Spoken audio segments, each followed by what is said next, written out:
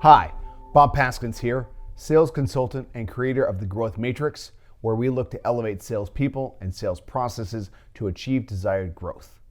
In this Sales Tip Tuesday, we are going to discuss how to transition your buyer to other members of your service team. This can be found in the development component of the Growth Matrix. Well, I was meeting with Sean, and Sean was frustrated. In his company, there's a two-stage selling process. Sean makes the initial sale, but then turns the second and final sale over to his service team. The problem was the service team had a different personality than Sean, causing the buyer to become uncomfortable with the transaction. The buyer would then back out of the sale, causing Sean to lose the account he had worked so hard to gain. In consulting with Sean, we discussed what Sean could do to help his problem and help onboard the clients he won. The first step was to insist that he was there for the second stage signing with the service team. Sean stated that he would look to make that happen. Second, I suggested that he prep the buyer on the personality of the sales team representative, especially since their selling styles were so drastically different. Sean was a very personable guy, outgoing and easily likable. Keith, the service manager, wasn't.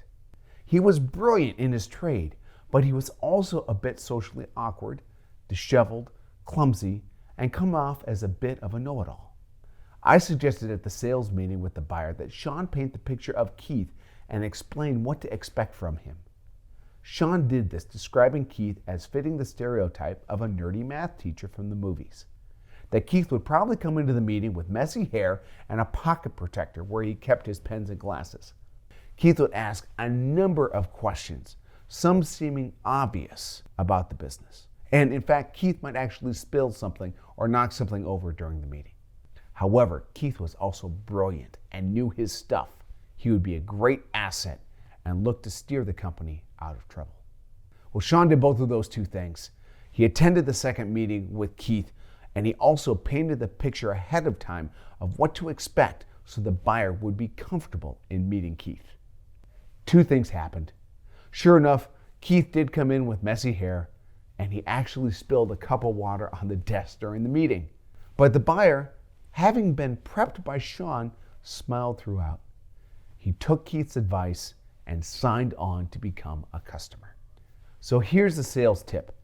Should you look to turn over your account to another buyer or service team member, look to make the introduction together and prep the buyer on the personality or tendencies of that second team member.